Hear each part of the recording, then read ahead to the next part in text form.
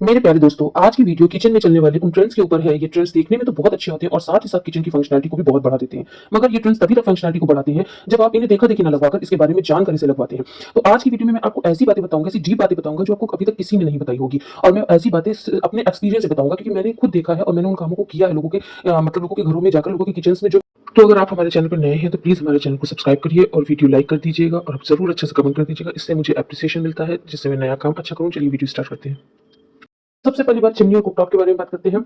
बात कर लेते हैं चिमनी पे। इसको लेकर के चिमनी दो तरह की होती है जो आपकी स्क्रीन पे दिख रही है। एक तो टिल्टेड होती है और एक नॉर्मल होती है। जो टिल्टेड वाली होती है वो ट्रेंड में बहुत चल रही है, लेकिन इसमें ये कमी होती है कि ये जो नॉर्मल वाली होती है उससे इसका ऑब्जर्वेशन कम होता है। और ये मतलब आप यूज कर सकते हैं, लेकिन ऐसे जैसे आपके घर में अगर बहुत कम किचन का यूज होता है, बहुत कम लोग रहते हैं तो ठीक है। या फिर आपके पास दो किचन है, जैसे एक डर्टी किचन और एक ओपन किचन जो मैं मानूं कि सामने रहता है, और एक डर्टी किचन जिसमें ज्यादा मेन काम होता है, तो आप डर्टी किचन में अपना नॉर्मल वाला चिमनी लगवाइए, लेकिन आप ओपन किचन में अपने टिल्टेड वाली लगवा सकते हैं। ठीक है, अब बात कर लेते हैं आगे अपने। ये जो कुक टॉप आपका होता है और जो आपकी चिमनी होती है उसमें ना तीन तरह के साइज आते हैं। एक होता है 60 सेंटीमीटर, एक 75 सेंटीमीटर और एक 90 सेंटीमीटर।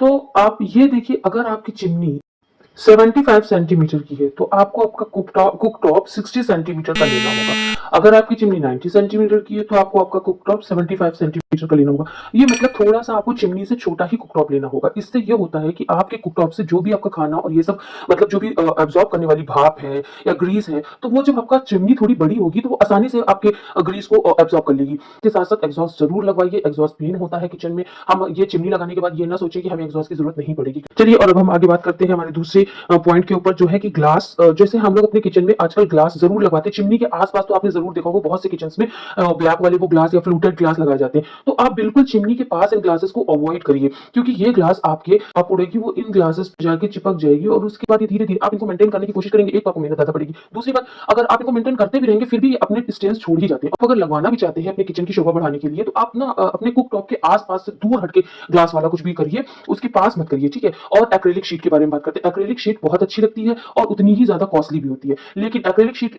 की बजाय अगर आप हाई ग्लॉस लगाते हैं तो भी आपकी फिर भी बचत है और आपका किचन उतना ही सोबर और उतना ही अट्रैक्टिव लगेगा। एक्रेलिक शीट्स में ना बहुत जल्दी मार्क्स पड़ते हैं, जैसे कि आप कुछ भी गलती से आपसे मतलब लग गया, जैसे होता नहीं है कभी काम सफाई करने में कपड़ा या काम वाली नहीं आपकी कुछ गड़बड़ से मतलब जल्दी में सफाई कर दी ना, तो उसमें बहुत जल्दी मतलब निशान पड़ जाते हैं। इसलिए एक्रेलिक शीट्स की बजाय आप में जाइए, उससे आपको कॉस्ट भी आपका मेंटेन रहेगा और आपका किचन भी जल्दी उसमें इस तरह से स्कार्स मतलब जो होते हैं वो नहीं बन पाएंगे। अब बात कर लेते हैं किचन टॉप के ऊपर लगने वाला क्या मतलब मटेरियल लगाएं। ग्रेनाइट लगाएं या क्वार्ट्स लगाएं या फिर टाइल्स लगाएं।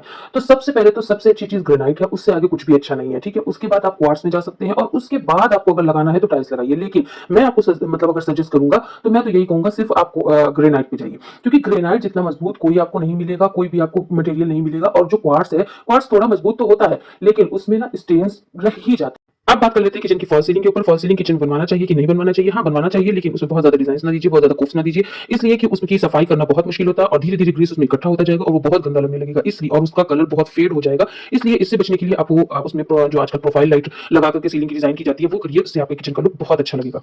अब बात कर लेते हैं हम अपने हैंडल्स के ऊपर। तो आजकल मतलब सीमलेस हैंडल बहुत किचन में लगाए जा रहे हैं, जो बाहर की तरफ ना निकले हो ऐसे हैंडल। तो ऐसे हैंडल आप लगवाइए, बिल्कुल लगवाइए, लेकिन मतलब एल्यूमिनियम में ना लगवाइए और ज्यादातर हो सके तो एसएस में लगवाइए, क्योंकि आप देखिए अभी आपकी स्क्रीन पे दिख रहा होगा जो आपके एल्यूमिनियम वाले होते हैं उनकी साइड्स में बहुत ज्यादा धार होती है। बात कर लेते हैं अपने सिंक के ऊपर। अच्छा, सिंक का बहुत ज्यादा आजकल ट्रेंड है ब्लैक सिंक का। तो ब्लैक सिंक नो डाउट बहुत अच्छी लगती है और ये जो आपको स्क्रीन पे दिख रही है इसमें बहुत सारे फंक्शन होते हैं, ये बहुत अच्छी लगती है और उतनी ही कॉस्टली भी होती है।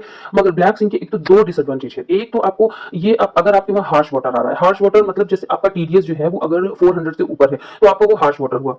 तो इस तरह के वाटर ना कुछ दिनों के बाद आपके सिंक में मतलब स्टेन्स छोड़ने लगते हैं और उनके वाटर के जो मतलब दाग धब्बे हैं वो दिखने लगते हैं। एक तो इसलिए खराब लगते हैं। दूसरी बात ये है कि ये जो आपको सिंक दिख रहा है तो ये इसमें जितने ज्यादा फंक्शन है उसके लिए उतना ही ज्यादा वाटर का प्रेशर चाहिए।